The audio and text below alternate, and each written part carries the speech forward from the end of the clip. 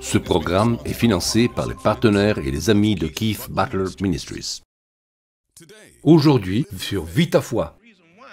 C'est aussi pour la même raison qu'il pourrait y avoir deux personnes au premier rang de cette église, toutes deux membres depuis 30 ans, et l'une d'entre elles reçoit un enseignement sur la révélation qui va changer sa vie à jamais. Entre-temps, vous avez l'autre personne qui se trouve dans le même bâtiment, dans la même réunion, qui entend le même sermon, et si vous étiez assis à son côté, vous entendriez « mais il ne se passe rien dans cette église ». Et pourtant, elles sont toutes les deux au même endroit. L'une a une révélation, et l'autre pas.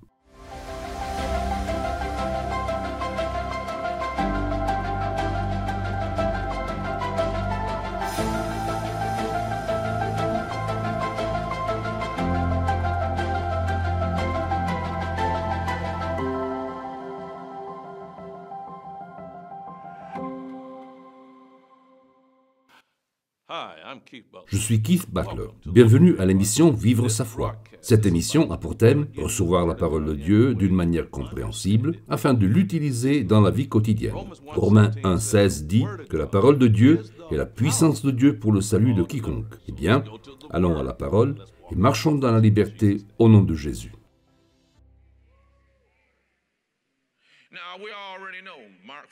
Or, nous connaissons déjà Marc 4, 14, qui dit ceci, « La semence, c'est la parole de Dieu ». C'est la raison pour laquelle, lorsque je commence un message, je vous demande de soulever votre Bible et de dire « Celle-ci est ma Bible ». La Bible, c'est Dieu qui me parle. La Bible est la vérité, et elle contient ce que je dois penser. Elle me dit ce que je dois croire. Elle me dit comment je dois marcher. C'est la chose la plus importante dans la vie. Et en effet, elle l'est. Il faut donc lui accorder une grande valeur. Jésus fait la même chose. Il accorde une grande valeur à l'enseignement qu'il s'apprête à leur donner. Puis au verset 10, les disciples lui posent une question. Les disciples s'approchèrent et lui dirent « Pourquoi leur parles-tu en parabole? Pourquoi ne parles-tu pas à ces gens en toute simplicité? Pourquoi fais-tu cela ?»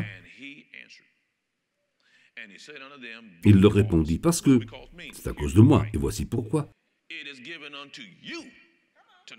Il vous a été donné de connaître les mystères, ce qui est mystérion, secret. Il vous a été donné de connaître les secrets du royaume des cieux, et que cela ne leur a pas été donné. Et je me suis demandé, pourquoi? Qu'est-ce que c'est qui les rendait si spéciaux pour que Jésus leur dise « Je vais vous réserver ces secrets ». Souvenez-vous que ce que Jésus est sur le point d'enseigner et de leur expliquer est ce que les prophètes, ainsi que les hommes et les femmes de Dieu, auraient voulu apprendre et savoir depuis des siècles. Elles étaient pourtant enfermées et impénétrables. Il y a beaucoup de choses, toujours dans le livre de l'Apocalypse, que Dieu a gardé sous clé et dont la révélation et la compréhension ne sont pas encore permises. Pourquoi? Parce que ce n'est pas le moment. Et certaines choses qu'il a révélées et qu'il permet qu'elles soient propagées, choses que vous n'avez jamais entendues jusqu'à présent, sont manifestes aujourd'hui parce que la période de les dévoiler est venue et le temps de la visitation est arrivé. Alors j'ai dit, pourquoi leur a-t-il réservé? J'ai trouvé deux raisons.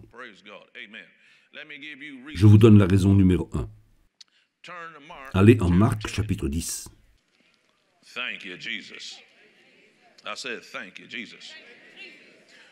Marc chapitre 10. Je vais vous donner le contexte de Marc chapitre 10 avant de le lire. Il y a un jeune homme qui vient à Jésus et il se présente. Verset 17. Et il se présente comme quelqu'un qui fait des œuvres. Il dit, « Bon maître, que dois-je faire pour hériter la vie éternelle ?» Et Jésus lui dit, « Pourquoi m'appelles-tu bon ?» Il poursuit en disant, « Tu sais quoi? Tu dois te référer au prophète, tu dois observer les commandements. » Et il répondit, « J'ai fait tout cela toute ma vie, depuis que je suis un enfant. » Jésus a regardé l'homme. C'est pourquoi Jésus a dit ce qu'il a dit. Jésus l'a regardé et l'Écriture dit dans Marc 10, et il l'aima. Donc, la réponse de Jésus va sortir d'un cœur aimant pour ne pas lui faire de mal. Et Jésus dit, « Il ne te manque qu'une chose. » Wow! J'ai lu ça. Tu n'as qu'un seul problème. Je vous garantis que si Jésus se mettait en face de moi, il ne dirait pas, Keith, tu n'as qu'un seul problème. Je suis presque sûr qu'il le ferait. Je suis presque sûr qu'il en citerait quelques-uns. Et vous? Donc, quand Jésus lui dit « tu n'as qu'un seul problème », nous comprenons que nous parlons ici d'un jeune tranquille. D'accord? Tu n'as qu'une seule chose qui te manque. Va, vends tout ce que tu as, donne-le aux pauvres, et tu auras un trésor dans le ciel. Puis viens et suis-moi. Et le jeune homme s'en alla, affligé, car la Bible dit qu'il était riche. Il avait de grands biens. Il n'avait qu'un seul problème, mais ce problème était que ses possessions le possédaient, et pas le contraire. Pierre et le reste des disciples se sont énervés. Et Marc 10 vous le raconte. Vous pouvez rentrer chez vous et le lire. En s'adressant aux disciples, Jésus dit combien il est difficile pour un riche d'entrer dans le royaume de Dieu. Alors Pierre et le reste des disciples se sont énervés, et il est dit que les disciples étaient étonnés. Mais Jésus a dit une deuxième fois qu'il est plus facile à un chameau de passer par le trou d'une aiguille, ce que je n'enseignerai pas aujourd'hui, mais de passer par le trou d'une aiguille qu'à un riche d'entrer dans le royaume de Dieu. Et ils furent énormément stupéfaits, et ils se sont dit, quoi? Je vais vous dire une chose. À ces enseignants traditionnels de la Bible dans les églises, si ces disciples étaient tous pauvres et qu'ils n'avaient rien, cela ne vous dérangerait pas que Jésus dise « les riches n'iront pas au ciel ». Vous diriez « c'est vrai Jésus, c'est vrai, les salles riches ne peuvent pas y aller ». Cela ne vous dérangerait pas du tout. Mais ils étaient stupéfaits, époustouflés. Pourquoi? Parce qu'ils avaient de l'argent. Où pensez-vous que Jésus les ait trouvés? Matthieu était un collecteur d'impôts. Les collecteurs d'impôts étaient par nature impopulaires, mais ils étaient par nature riches. Matthieu, puis il y a Pierre et tous les autres. Ils avaient des entreprises, des maisons. La Bible nous dit qu'ils avaient même des familles. Ils étaient complètement terrassés. Et alors ils ont dit, si les riches ne peuvent pas être sauvés, qui peut l'être? Et Jésus a dit, cela est impossible aux hommes, mais non à Dieu, car tout est possible à Dieu. Puis mon homme prend la parole. C'est là que je vais commencer à lire. Qui est mon homme? Pierre. Pierre est mon homme. Et je sais que les gens s'en prennent à Pierre parce qu'il marchait sur les eaux. Mais qui d'autre a marché sur les eaux? Il y a très longtemps, j'ai entendu quelqu'un dire « Je préfère à tout moment être un qui se mouille en marchant sur les eaux qu'un skipper sec. » Au moins, il a eu l'expérience, le miracle. Donc Pierre va prendre la parole et il dit quelque chose que vous aurez aussi dit. Verset 28. Alors Pierre se mit à dire, « Seigneur, nous avons tout quitté. Nous avons laissé nos affaires. Nous avons laissé nos familles. Nous avons laissé notre argent. Nous avons tout laissé et nous t'avons suivi. »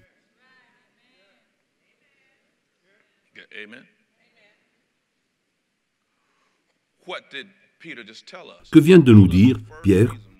Il vient de nous montrer la première raison pour laquelle ces secrets leur ont été décelés. Ils ont tout confié à Jésus.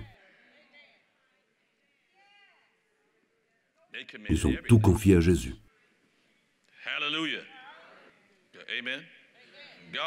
Dieu veut tout de vous. Il veut votre esprit, il veut votre corps, il veut votre cerveau, il veut vos talents, il veut vos capacités, il veut votre argent, il veut tout. Il veut être le Seigneur de tout. Et au verset suivant, Jésus va lui répondre, il lui dit, « Aucun homme qui a laissé sa maison, ses terres et toutes ces choses à cause de moi et de l'Évangile recevra un, quel est le mot suivant? Centuple.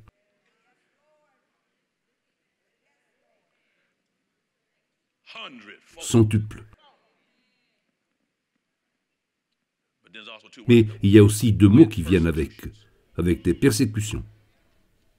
Ils vont s'en prendre à vous parce que vous êtes bénis. Et pour vous montrer ceci, maintenant il parle du ciel, lisez la ligne suivante. Et dans le monde à venir, la vie éternelle. Donc il ne parle pas encore d'éternité. Le centuple était ici sur la terre.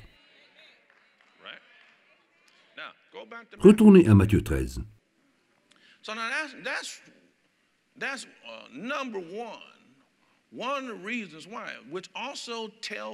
Voilà donc la première raison qui nous a dit aussi quelque chose à propos de la foule rassemblée ce jour-là sur cette plage pour écouter les paraboles de Jésus. Tous ces gens qui sont là ne sont pas engagés. Ils ne sont pas là pour la même raison qui a poussé Pierre à le suivre. Ils sont là pour chercher d'obtenir quelque chose de Jésus. Jésus les guérit, il leur apporte la guérison physique, ainsi qu'à leur famille. Il les ressuscite des morts. Il fait en sorte qu'ils soient délivrés des esprits démoniaques et il pourvoit à leur nourriture. Une fois, Jésus leur avait dit, « Vous me suivez à cause du pain et des poissons ?» Vous vous en souvenez?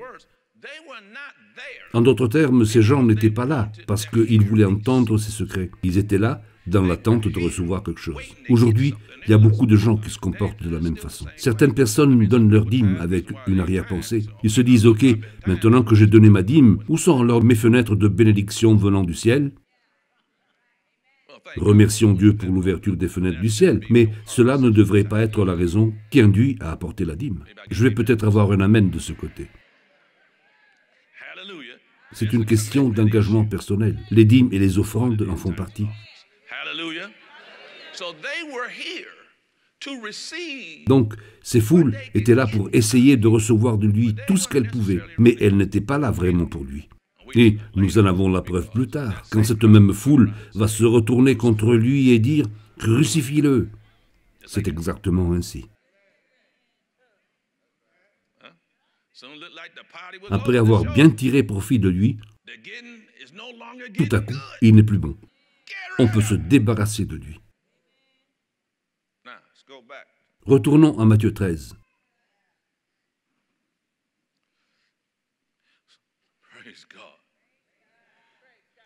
Donc, la première raison est le manque d'engagement. Quelle est la deuxième raison? Verset 12. Car on donnera à celui qui a,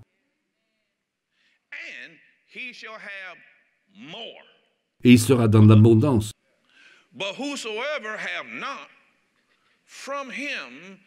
Mais à celui qui n'a pas, on ôtera même ce qu'il a.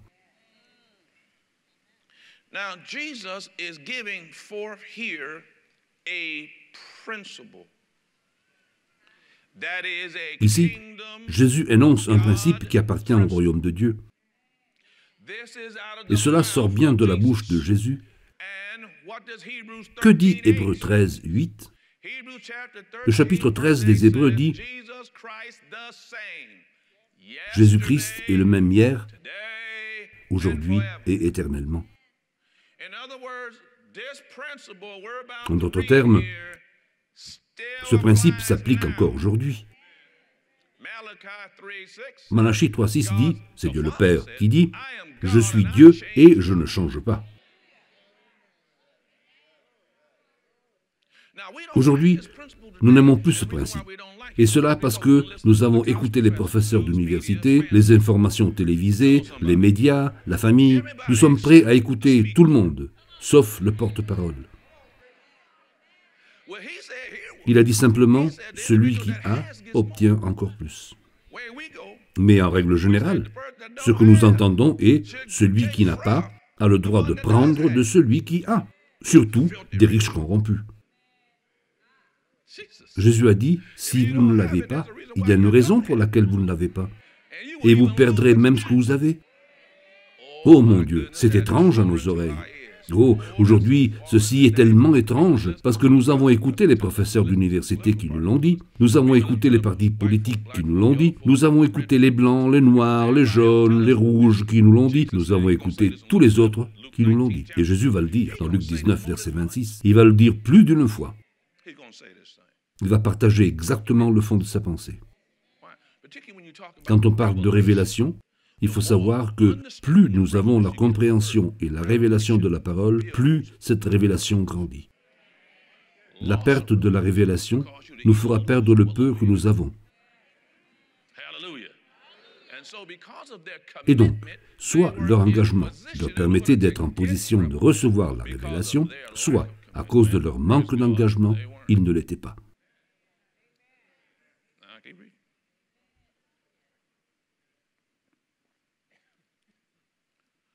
Continuons notre lecture au verset 13. C'est pourquoi je leur parle en parabole. Parce que, et il continue, en voyant, ils ne voient point. Qu'entendant, ils ne l'entendent ni le comprennent. Eh bien, on peut supposer qu'ils ne comprenaient pas quand il leur parlait en parabole, mais il nous en a dit la raison. Continuons. Et pour eux s'accomplit cette prophétie d'Ésaïe. Vous entendrez de vos oreilles et vous ne comprendrez point. Vous regarderez de vos yeux et vous ne verrez point. Oh, maintenant, vous rappelez-vous ce que je vous ai appris? Chaque fois que vous voyez une référence à une autre écriture, que devez-vous faire? S'arrêter. Retournons à Ésaïe. Lisons-le. Pourquoi? Parce qu'il y aura là un éclaircissement supplémentaire que nous ne trouvons pas ici. Donc, allons à Ésaïe 6. Ésaïe 6. Voyons si nous y découvrons d'autres informations.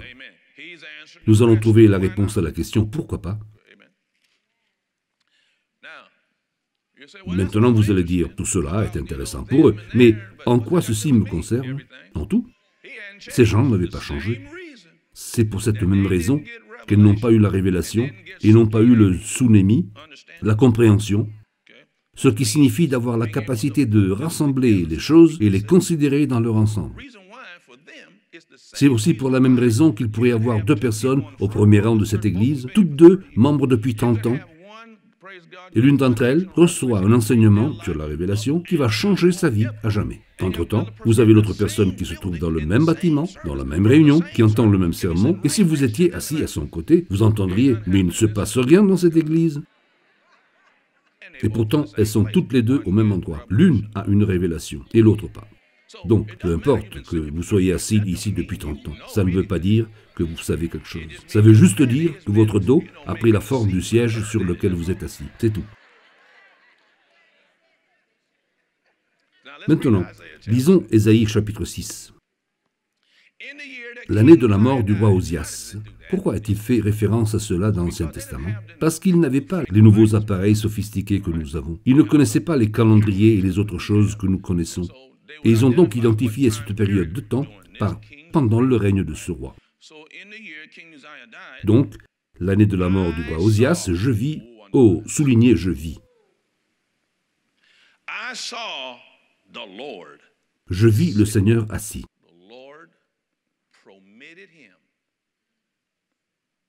Le Seigneur lui permit d'avoir une vision dans le troisième ciel.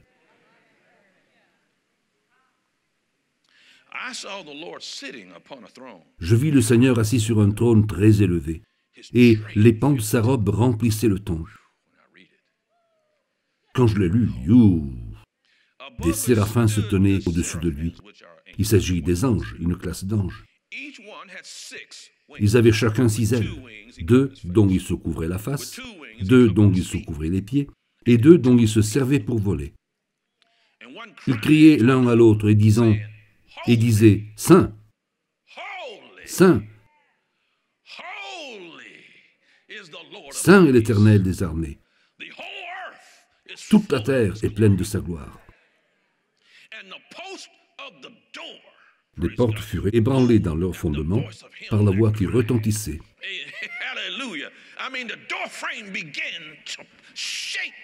Les portes ont commencé à trembler quand on a dit « Saint, Saint est Dieu ». Les portes furent ébranlées et la maison se remplit de fumée. Ce n'était pas la fumée que nous connaissons. Cette fumée représentait la gloire de Dieu.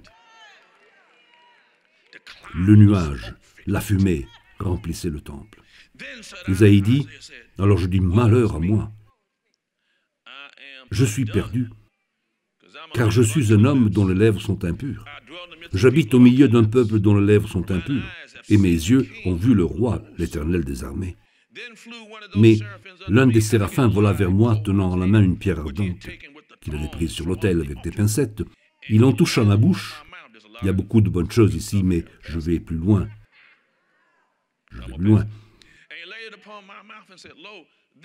Il en toucha ma bouche, dit, « Ceci a touché tes lèvres.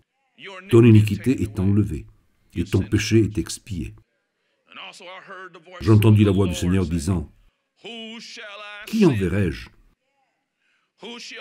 Et qui marchera pour nous? Je répondis, me voici, envoie-moi. Il dit alors, va et dis à ce peuple. Quel peuple? Le peuple juif. Isaïe a été élevé pour être un prophète pour Israël et Juda. Il a été élevé pour être un prophète pour le peuple juif, pas pour les païens. Aucun des prophètes n'a été élevé pour les païens. Aucun. Même Jésus n'a pas été élevé pour les païens. Il a dit, mon ministère ne s'adresse pas à vous, les païens. En fait, une femme païenne est venue le voir et lui a dit, Seigneur, tu sais, ma fille a besoin d'être guérie. Il lui a répondu, je ne suis pas envoyé vers vous. Tu es une païenne, donc je n'ai pas été envoyé pour toi. Et il lui dit, Seigneur, c'est peut-être vrai, mais... Et il a continué, je ne suis pas envoyé aux chiens. Et elle, c'est vrai, Seigneur. Mais même les chiens mangent les miettes qui tombent de la table. Et Jésus dit, waouh, femme, grande est ta foi. Tiens, sois exaucée. Donc, nous avons vu que les gentils ont quand même eu de bonnes choses. Mais Jésus était venu pour les enfants d'Israël, n'est-ce pas? Alors, qu'est-ce qu'Ésaïe est censé dire au peuple juif? Vous entendrez et vous ne comprendrez point. Vous verrez et vous ne saisirez point. Rends insensible le cœur de ce peuple. Endurcis ses oreilles. Bouche-lui les yeux, pour qu'il ne voie point de ses yeux, n'entende point de ses oreilles, ne comprenne point de son cœur, ne se convertisse point. Si ça avait été autrement, il serait changé et il serait guéri. Alors je dis, jusqu'à quand, Seigneur? Jusqu'à quand, Seigneur? Et il répondit, jusqu'à ce que les villes soient dévastées et privées d'habitants. Jusqu'à ce qu'il n'y ait personne dans les maisons et que le pays soit ravagé par la solitude. Jusqu'à ce que l'Éternel ait éloigné les hommes et que le pays devienne un immense désert. Quel pays? Israël. De quoi parle-t-il? Il prophétise sur la diaspora. C'est quoi la diaspora? C'est Israël dispersé dans le monde entier.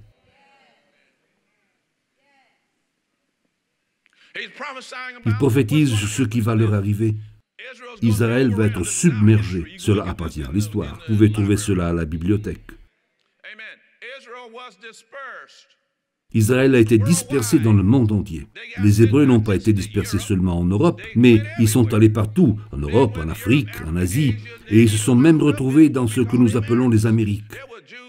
Il y avait des Juifs ici, même au premier jour de la fondation de ce pays par les colons. Ils ont été dispersés de partout. C'est pourquoi on appelle ça la diaspora. Pourquoi cela est-il arrivé? Vous savez pourquoi? Pourquoi c'est arrivé? C'est arrivé à cause de ce qu'ils ont fait. Ce qu'ils ont fait, c'est que lorsque le Seigneur leur a donné la parole, ils ont décidé de ne pas recevoir la parole. Ils ont décidé de ne pas croire la parole. Ils ont décidé d'accepter la parole de quelqu'un d'autre que le Dieu Tout-Puissant, des faux prophètes, des faux enseignements. Et le résultat final, c'est qu'ils ont fini par vivre comme les païens. Ils ont mis de côté le Seigneur Dieu Tout-Puissant. Il avait dit, n'ayez pas de Dieu autre que moi. Mais ils se sont mis à adorer des pierres, des idoles sculptées. Ils se sont taillés des images. Ils se sont taillés des images des dieux du soleil et de la lune, des dieux de la lune. Et ils en sont arrivés à suivre même Moloch, l'idole des Cananéens, pour finir par lui sacrifier même leurs enfants.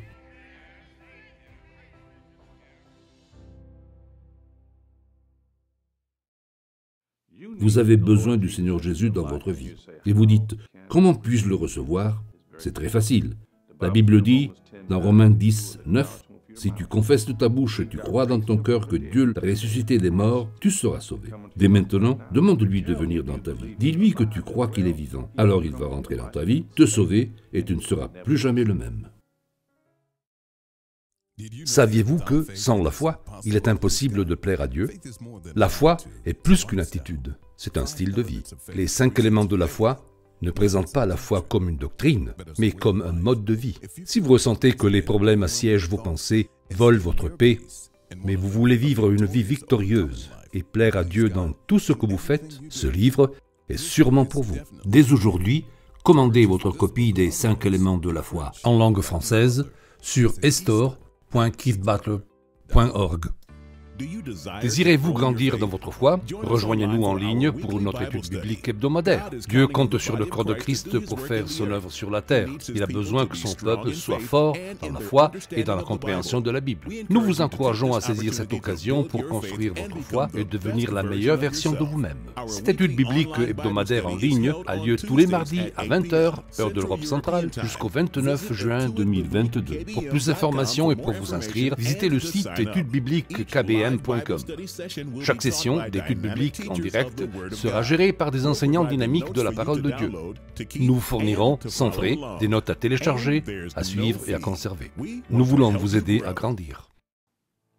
Nous apportons la parole de Dieu en Europe occidentale et méridionale, ainsi que dans d'autres parties du monde. Dieu veut que tout le monde entende la parole. Vous savez, dans Matthieu 28, 19 et 20, il est dit « Enseignez toutes les nations ». Puis il poursuit « Enseignez-leur à observer les choses que Jésus a enseignées, afin qu'elles soient préservées de la perdition. Je veux donc que vous sachiez que lorsque vous soutenez les personnes et les ministères, vous donnez la possibilité à l'Évangile de s'étendre au-delà de votre quartier et de toucher les gens du monde entier. Nous voulons vous remercier pour vos prières et votre soutien. Et rappelez-vous de toujours combattre le bon combat de la foi.